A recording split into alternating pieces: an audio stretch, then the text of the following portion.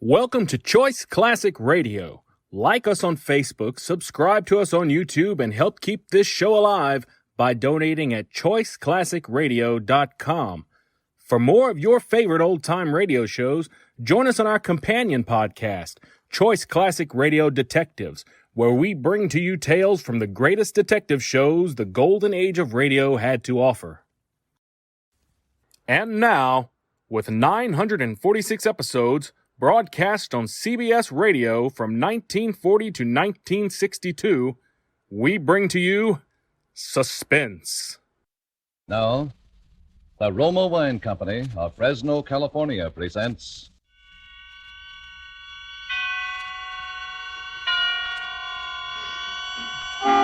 Suspense.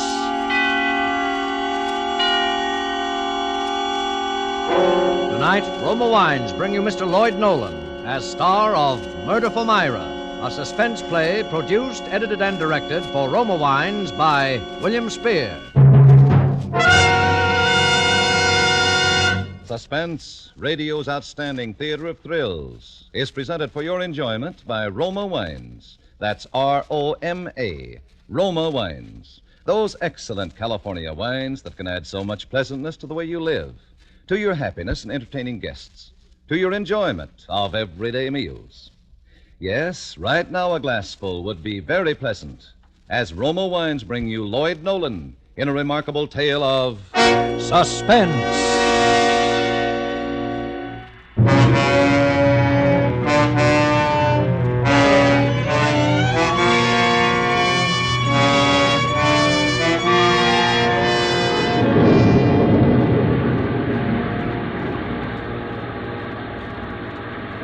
It was raining hard.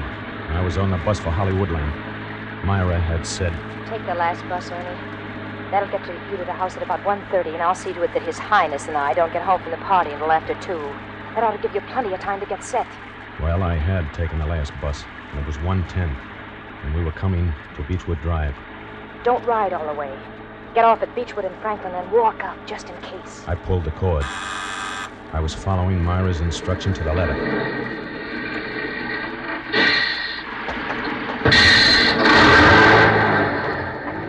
It was raining harder than ever when I got off the bus. I turned up my coat collar and started up the hill. It was 4 blocks to the house. When I got to Midway, I stopped under a tree. I was soaked to the skin. Then I saw the headlights of a car coming down the hill. I ducked behind the tree. When it had passed, I struck out again. The house was dark. I walked up the driveway to the rear.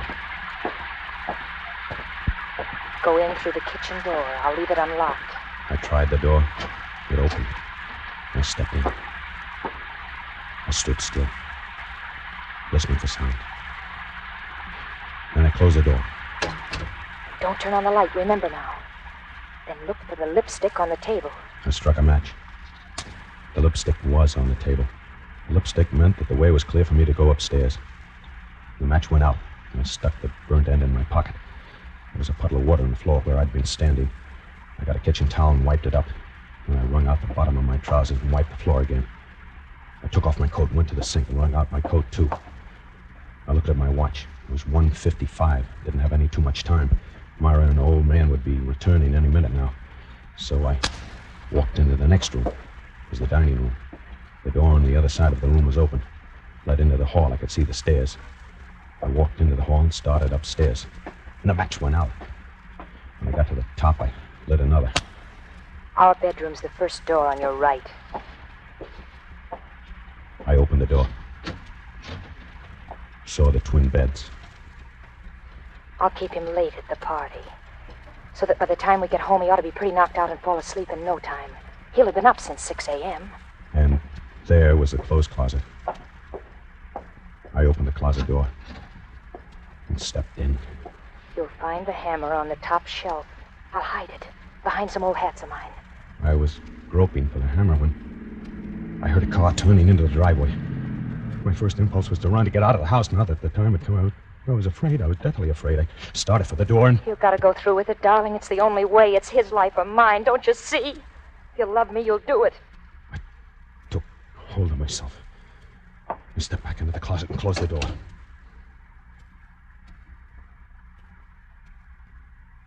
all thinking? This can't be me. Ernest Cobb, hiding in the dark with a hammer in my hand, waiting to kill a man I don't know. A man I've never even seen. Waiting to murder him in his sleep. This must be somebody else.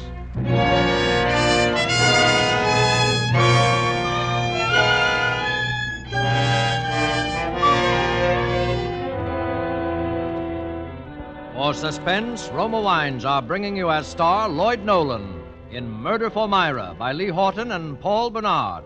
Roma Wines' presentation tonight in radio's outstanding theater of thrills, Suspense.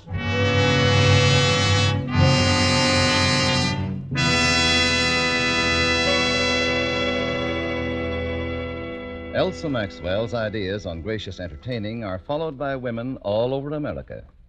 The other day, she said this about Roma wine. One of my favorite wines is distinguished Roma California Sherry, a glorious gold and amber wine, delightfully light and nut-like in taste.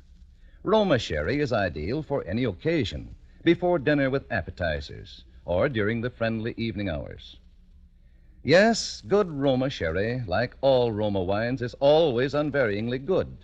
The goodness of carefully selected grapes, brought to perfection in California's choicest vineyards, gently pressed, then, unhurriedly, guided to flavor richness by Roma's ancient winemaking skill. Yet all this goodness is yours for only pennies a glass. Remember, because of uniformly fine quality at reasonable cost, more Americans enjoy Roma than any other wine. R-O-M-A, Roma Wines.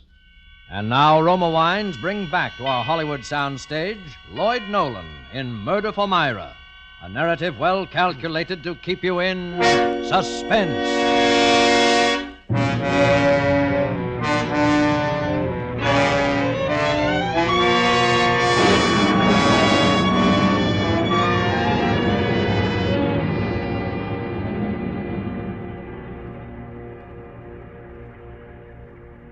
I stood in the closet and waited. I could hear voices outside in the driveway and the slam of a car door. The hangers loaded with clothes are poking me in the back, tipping me off balance. I was standing on a pair of man's shoes. His shoes.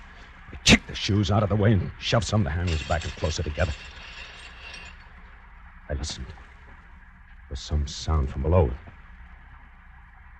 But everything was quiet again. And then I remembered Myra saying that they shared the driveway with the folks next door. I put down the hammer. It must have been the neighbors coming home. I opened the closet door and stepped out. Still a little time yet. In the darkness, I noticed that Myra had left one of the windows open. It was raining in. I crossed the room, closed it. There was a nightstand by each bed, and an alarm clock on one of them. I never heard a clock that made so much noise, just ticking. It was cold and damp, and I was shaking from head to foot. I couldn't tell whether it was from the cold or from fear. I sat down on the edge of one of the beds.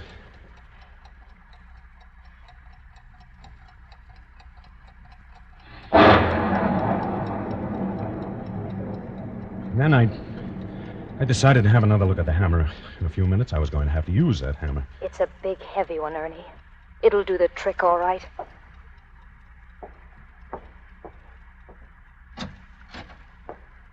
I felt along the floor of the closet for the hammer. Then I hefted it experimentally. It was big and heavy. The kind that would smash a human skull to pulp. I looked at clothes hanging there, many of them his clothes. In the flickering light of the match, one garment caught my eye, probably because it was long and white and had big gaudy flowers on it. It was Myra's negligee. She'd been wearing it that morning when I first met her 5 months ago.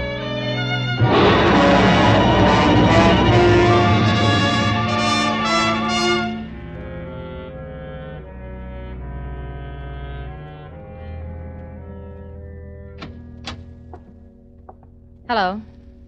What can I do for you? Oh, good morning. I hope you'll excuse me for bothering you. See, I'm taking a poll of homeowners.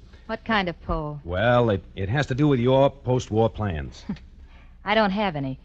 My husband does the planning in this family. I just go along for the ride. Oh, I see. Well, still, if you're not too busy, I would like to ask you a few questions. Why not?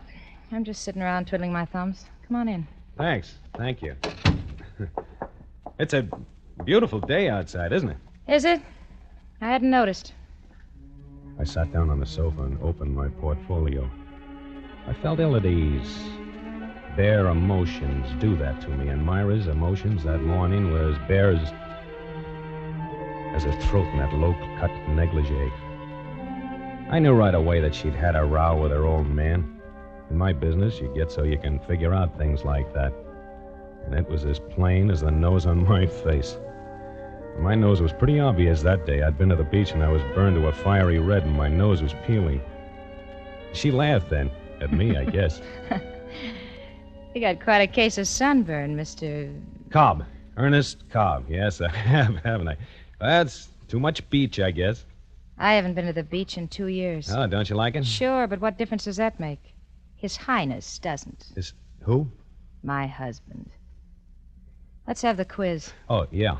Yes, of course. Now, first, your name is... Blair. Myra Blair. His name is Ray. And his business? He's an aircraft engineer. A scientist. And you don't work? No, I'm just the housewife. The little homemaker. You don't sound as though you fancy the role, Mrs. Blair. I hate and despise it. No, that's a shame. Any children? Yes, a daughter of 4 named Julie. She's at nursery school. And now for the questionnaire. Are you do you know whether or not your husband is planning any extensive repairs or remodeling on your home after the war? I haven't the foggiest notion. It's like I told you. I'm part of the decorations here. What I think and how I feel doesn't count. Oh. I suppose you think I'm talking out of turn. Well, I am. I'm sick and tired of the whole mess. He comes home and smokes his filthy pipes and tinkers around his workshop down in the cellar, and I just sit here. Night after night, it's the same thing. Look at me. Am I so hard to take? Well, he's probably just got his mind on other things. Yeah, I know. Planes. That's all I hear. That's the war, Mrs. Blair. He's phooey. It was the same before the war started. I'm not getting any younger. I want to have some fun. Do you blame me? But no. I think everyone's entitled to some fun and good times, Mrs. Blair. Call me Myra. I never did like being called Mrs. Blair. About the questionnaire. Now, perhaps you can answer me... Phooey to the questionnaire. I'm sorry. I'm just in a nasty mood, that's all. I had a fight with him last night and another one this morning. I had to blow my top to someone. You just happen to be it. Oh, that's all right. About your questions, honestly, I don't have the answers. It's like I said. Sunburn of yours, you better do something about it. Well, it does burn pretty much, all right. My hands are cold. Does this feel good? She bent over me, and I could feel her breath in my ear. One lock of her hair fell away from her forehead, and it brushed my nose. Then her fingers touched my face, and I did something crazy. I reached up and grabbed her by the shoulders and kissed her on the mouth. And the next thing I knew, she was in my arms. And she was kissing me and sobbing in a sort of a spilling over of emotions that left me scared and limp as a dish rag. Oh, there, that's... You're gonna change things, aren't you, big boy? Oh, sure. You'll help me? Sure. I'd do anything for you. Anything.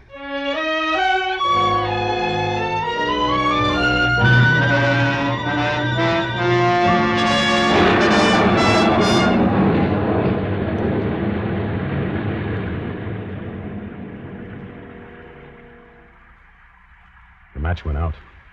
The negligee merged back into the other clothes there. I stuffed the hammer back into the corner and came out into the room again to wait for Myra and His Highness to come home from the party. His Highness. He's unbearable, Ernie. Every time he puts his filthy paws on me, I go all raw inside. No matter what we did or where we went, he was always there, in her mind. We had another fight this morning, Ernie. Do you want me to show you the black and blue marks? And then one night when we were having dinner, it all spilled out.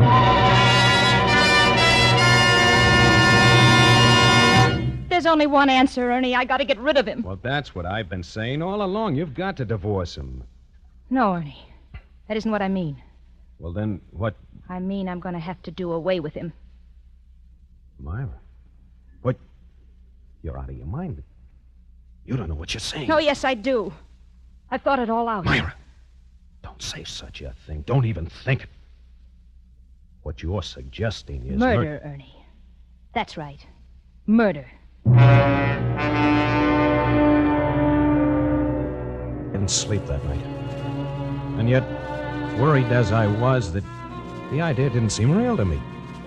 Murder. It was something you read about, something for gangsters and madmen to traffic in. It wasn't a thing that could touch me, Ernest Cobb, or Myra. She didn't say anything about that. The next time we were together, I thought she'd come to her senses. She'd just been upset. And then one night we went rowing in Westlake Park.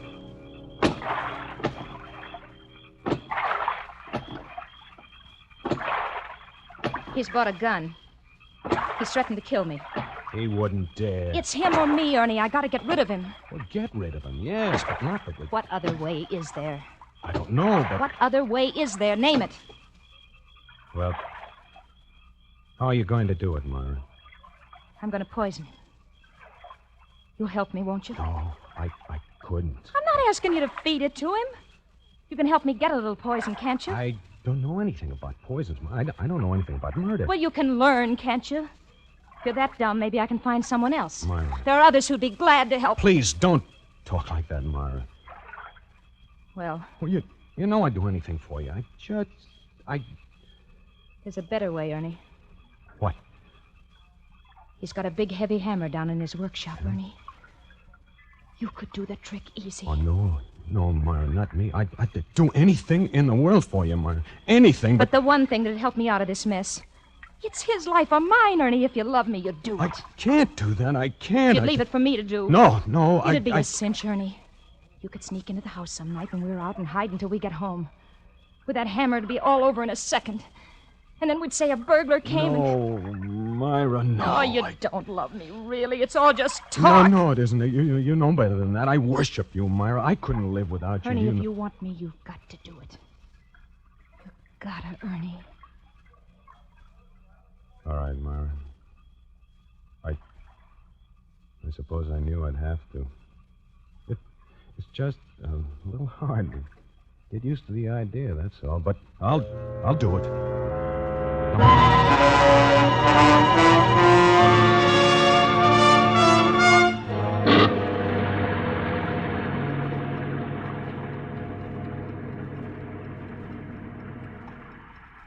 I looked at my watch. It was 2:10. I'd be home soon. I lost my nerve once and started downstairs, and someone walked past the house, that's all. Just walked past the house. I ran back up into that bedroom with my heart pounding so that it drowned out the sound of the clock. Then the headlights of a car flashed across the wall. A car that was turning into their driveway. There was no mistaking it this time. This was it. I could hear the voices of a man and a woman. The woman's voice was Myra's. Slam up a car door. Footsteps on the cement driveway. I eased back into the closet once more. Felt for the hammer on the floor and closed the door. All but a little crack. Then I heard the front door open and close. Somebody walking upstairs. Come on, Julie, wake up. Wake up now, darling. Come on. I've got to get undressed. Go to bed. It was Myra. The kid was asleep and she was carrying her. That's the girl. Now stand up. That's it. Turn around, darling, so Mama can unbutton your dress. There. You go in your own room, dear. Take off your shoes. Mama will be right in. I heard her walking toward the closet. Ernie, are you there? Yes. I knew she was standing there, but I couldn't see her. I groped for her in the darkness. My hand touched her shoulder, and then she was in my arms, her body pressed against mine, and I was kissing her. Did you find the hammer? Oh, Myra, Did you find the hammer? Yeah, the hammer, yes. He's putting up the car. He'll be up in a minute. Myra, it's all off. I can't do it. You've got to. I can't do it. Ernie, listen to me. I can't. I tell you I Shut can't. up and listen to me. Ernie, you say you love me. Oh, you know I do. I worship And you the want very... me, don't you? More than anything in the world. All right, then. If you want me, you got to do it. But coming, darling. Quick, Ernie, you'll do it. I'll do it, of course I'll do it. I knew you would. Mommy! She kissed me and closed the door. And then I heard him coming upstairs. He came into the room and switched on the light. I heard him moving around. I figured he was undressing and getting ready for bed. Well, is she asleep? She will be in a minute. Well, that kid isn't getting enough sleep, Myra. Now, don't start that again, please. Where are you going? Oh, the clothes closet to get my pajamas. Why? I held my breath. I'll get him for you. I flattened myself against the wall. She opened the door, reached for the pajamas. Our eyes met for an instant, and she was gone. The door closed. Here you are. Well, thanks. What are you hiding in there? What do you mean hiding? Well, the way you made a dive for that door, I thought... Nuts. What would I be hiding? I don't know. I just said... What are you doing? Say, what's the matter with you tonight, Myra? There's nothing the matter with me. Why? Oh, you're so jumpy. Well, can't I ask you what you're doing?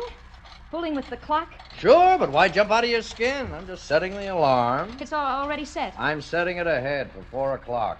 Why? Because I got to be at the plant at 5 this morning. I've got a trial run. Oh. This was something we hadn't figured on. I looked at my watch. Well, it's 3 now. You won't get much sleep. I know it, but I can't help it. Don't put the clock on my table. Put it on your side, where it always is. Oh, okay, if it's so important. Hey, how did all this water get on the floor here? Through the window, I suppose. No, but it's closed.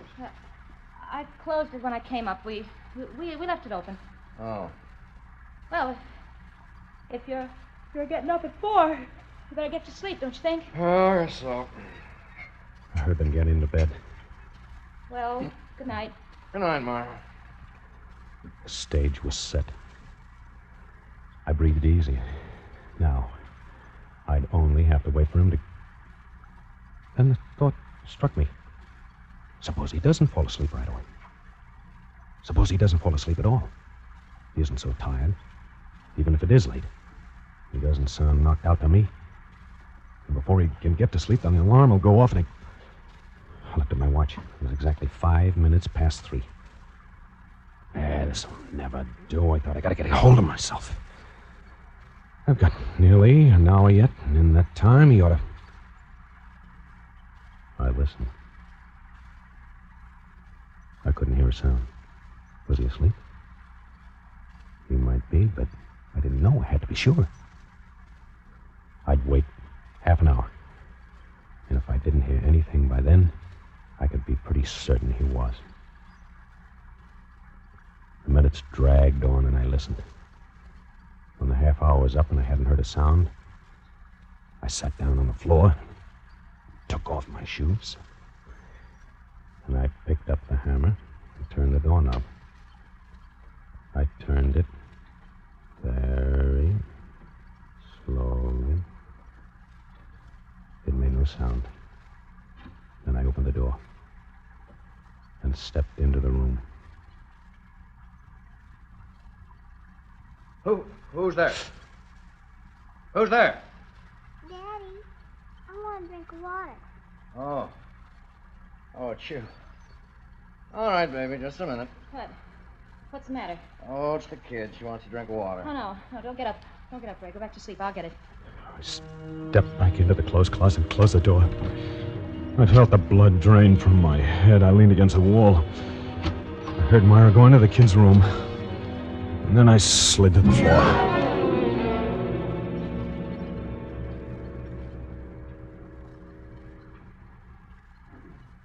I guess I must have passed out then, or fainted, or something. Because the next thing I remembered was sitting up, startled, wondering where I was. I looked at my watch. It was 3 minutes to 4. I remembered now where I was and what I was there for. I was in the closet. There was a man on the other side of the door that I had to kill before an alarm went off. And the alarm went off at 4. I remembered that I had to be very quiet because the man was asleep. Everything I did from that time on was automatic. I acted like a man in a dream. I picked up the hammer and stood up. I opened the door He crept into the room. I could see the hands of the clock by his bed. It was almost 4. I didn't breathe. I only listened.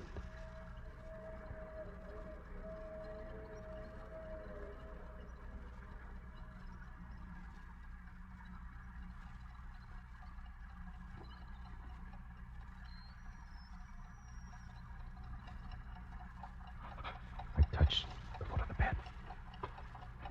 I felt along the side of it until I reached the headboard. Now, I was standing over him. I raised the hammer over my head and swung down. And I hit him again, and again, and again. And then I yelled, Myra! Myra! Turn it off, will you? Turn the alarm! Hey, Myra! All room, corner! Hey.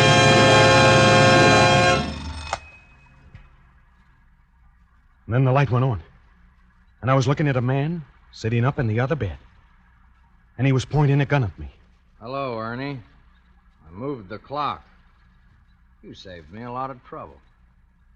I looked down at the bed I was standing over. And I saw Myra. And blood. And the hammer. And suddenly I felt an insane desire to laugh. And then a sob caught in my throat. I couldn't control myself. I started to laugh. I couldn't stop.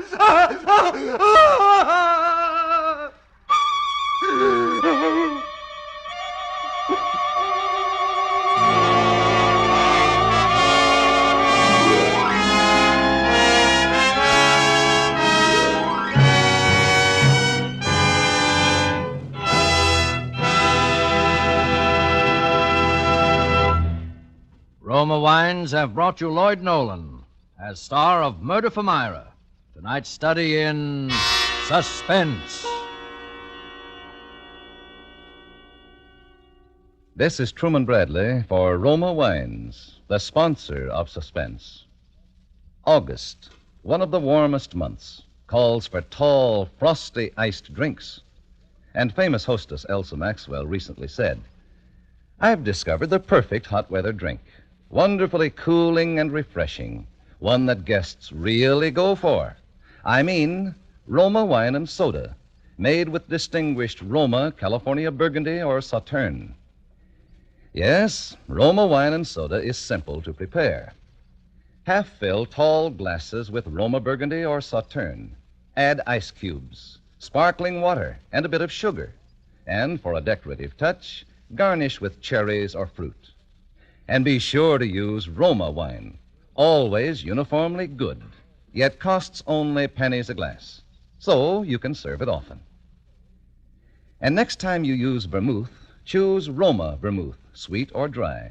Zestful, full-flavored Roma vermouth is blended and developed with all the traditional wine-making skill of Roma wineries, is made and bottled in the heart of California's famous vineyards, yet surprisingly low-priced. Try Roma vermouth soon, won't you? Lloyd Nolan appeared through the courtesy of 20th Century Fox and will soon be seen in their production Captain Eddie. Next Thursday, 3 of radio's most distinguished actors, whom you have heard often in this series, will be stars of Suspense, radio's outstanding theater of thrills. Presented by Roma Wines, R-O-M-A, made in California, for enjoyment throughout the world.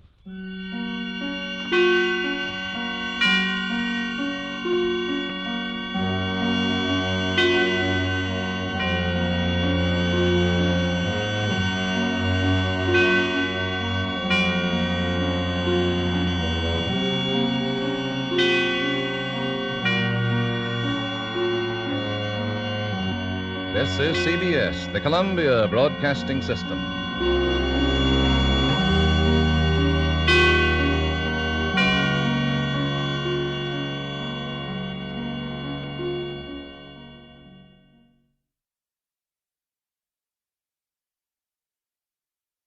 That concludes today's episode. We'd like to thank you and remind you to donate at choiceclassicradio.com. Remember, your donations make episodes like this possible.